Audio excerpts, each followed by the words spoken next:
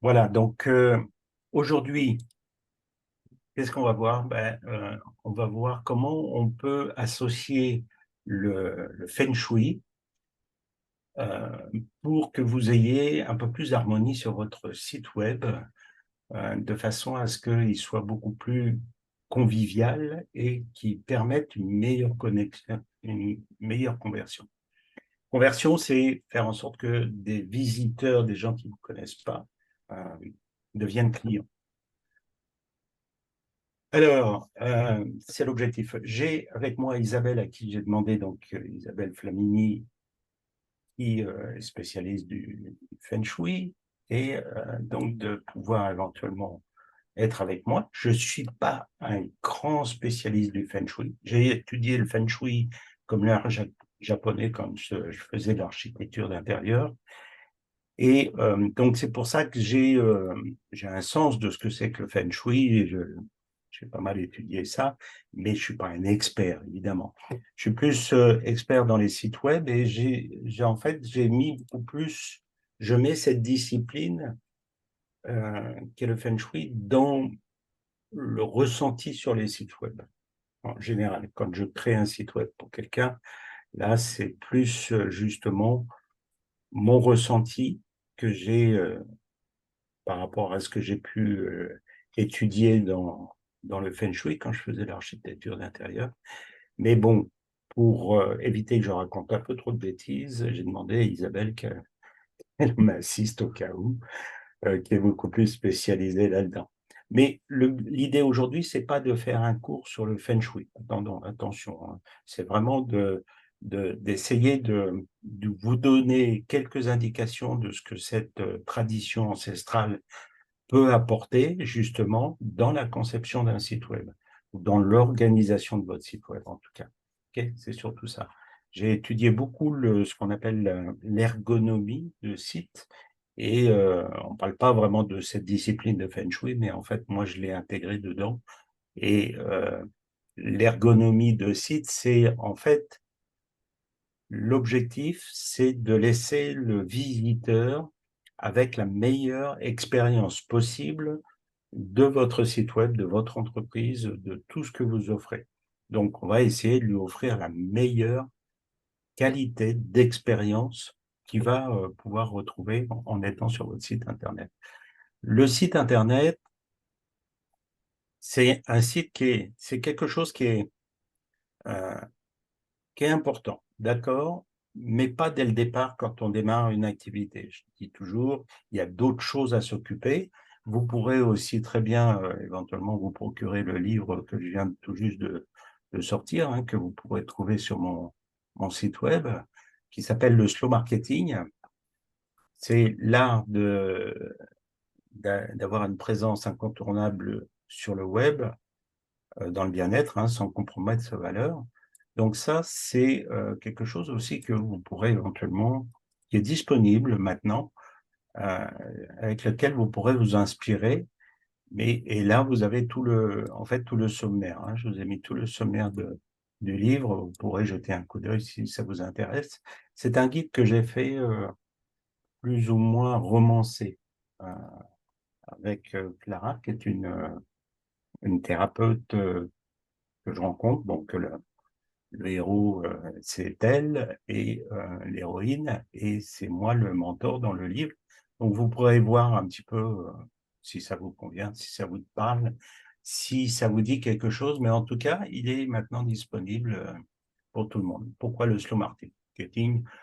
C'est une philosophie, en fait, encore une fois, une philosophie qui permet, je parle surtout pour les nouveaux, les nouvelles personnes là, qui ne me connaissent pas, c'est une philosophie de créer une communication qui soit beaucoup plus alignée avec vos valeurs et qui soit une communication en profondeur, de façon à ce que vous ayez une relation profonde avec vos clients, que vous puissiez avoir une clientèle qui sera beaucoup plus fidèle avec vous, qui sera beaucoup plus en connexion avec vous et qui aura beaucoup plus de résonance par rapport à ce que vous êtes en tant que thérapeute.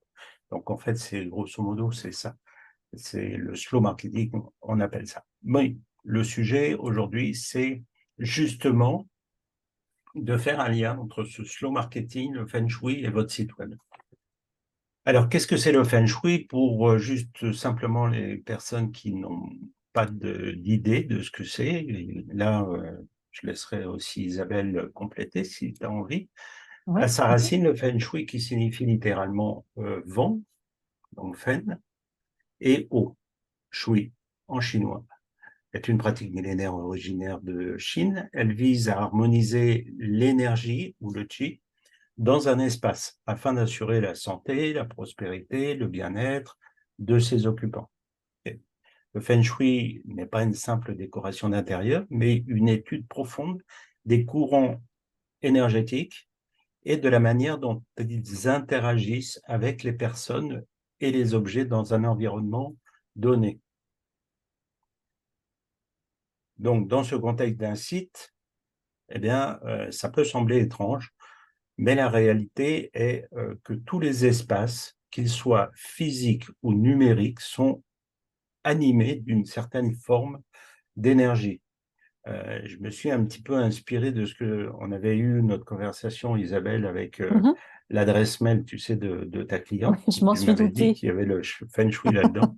Je me suis dit, tiens, c'est un bon sujet et je vais animer un atelier Est-ce que je peux justement sur juste ça. Vas-y, ajouter je t'en quelque prie. chose? Oui. Oui. Donc, en effet, comme tu le dis, c'était par rapport à l'anecdote que je te racontais sur l'adresse mail de quelqu'un. Mhm. Et je te disais que le feng shui, finalement, donc, pour juste résumer rapidement, Mhm. qu'est-ce que c'est? C'est surtout l'énergie. L'énergie, bah, par exemple, du vent. Ça peut vraiment être une petite brise très agréable ou bien un ouragan. Et l'eau, bah, c'est la même chose, hein, un petit cours d'eau tranquille ou bien bah, le tsunami. C'est-à-dire vraiment, c'est la régulation, quoi. C'est vraiment pour réguler l'énergie, puisque l'énergie, qu'est-ce que c'est? C'est de l'information. Et tout est information. Et notamment bah, cette adresse mail dont je te parlais. Et donc, par Oui. extension, en effet, un site internet, mais je peux te dire que tout est feng shui. Euh, une ville est feng shui. Il y aura toujours une information, tu vois. Tout peut être passé par le filtre du feng shui. Voilà. Je te laisse continuer. OK. À partir du moment où il y a une circulation d'énergie, en fin de compte, Tout est c'est énergie, puisque le tout, feng shui. tout, même voilà, une inscription d'adresse Ouais. mail et forcément bah, le site, comment est-ce qu'on va le ressentir? Parce que ce n'est que du ressenti. Tout le monde Oui, fait du feng shui. Tout le oui, monde. ouais, On a tous un ressenti qui nous est propre, avec c'est notre ça, propre histoire. Voilà. c'est ça. Et quand on a des bases, c'est encore mieux de ressentir un peu plus Exactement, cette énergie, exactement. évidemment. Tout à fait. Merci Isabelle. La fusion du slow marketing et du feng shui maintenant. Donc le slow marketing, c'est une approche qui nous rappelle que la précipitation et la saturation ne sont pas toujours les clés du succès, pour les praticiens surtout, hein, je parle. Hein. Pourquoi? Parce que on vit dans une ère digitale où tout semble s'accélérer, prendre le temps de bien faire les choses et d'être authentique, et d'écouter son intuition, c'est devenu d'autant plus crucial maintenant parce qu'on est submergé d'informations, on est submergé de publicité, on est submergé d'un marketing agressif et intrusif. Et juste simplement allumer la télé, vous allez voir ce que c'est que le marketing intrusif et agressif, ou d'aller sur les réseaux. On en voit plein hein, de gens qui font ça. C'est attention, vite, il faut attirer l'attention des gens. Et ça, c'est vraiment ce que je recommande pas du tout pour les praticiens bien-être. Surtout, ne faites pas ça parce que vous allez altérer votre image et l'image de votre entreprise, évidemment. Donc, le slow marketing est beaucoup plus, lui, s'aligne naturellement sur les principes du feng shui. En fait, tous deux cherchent à créer un espace, qu'il soit physique ou digital, qui respire, qui est harmonieux et qui invite à la sérénité et l'interaction positive. Alors, dans le contexte de votre site web, ça signifie créer un espace qui non seulement résonne avec votre marque et votre message, mais qui le fait d'une manière qui est à la fois authentique et engageante. Donc, quand vous combinez l'intention délibérée du slow marketing avec des principes d'harmonisation du feng shui, bien vous obtenez un site web qui n'est pas seulement fonctionnel, mais plutôt qui est un endroit où les visiteurs veulent rester, explorer et finalement prendre rendez-vous avec vous. Ça, c'est très important, c'est vraiment primordial. Un site web, c'est pas uniquement qu'un carte de visite, une brochure ou autre, qu'on va faire un petit peu à la va-vite comme ça. Alors pourquoi je dis que c'est en général, c'est pas la chose à faire quand on démarre une activité? Pourquoi? Parce que c'est un peu comme de vouloir mettre le toit de sa maison avant d'avoir fait les fondations. C'est pas le moment, en fait. Et c'est pas qu'il est inutile, c'est pas qu'il est pas important, c'est que c'est pas le bon moment pour le faire.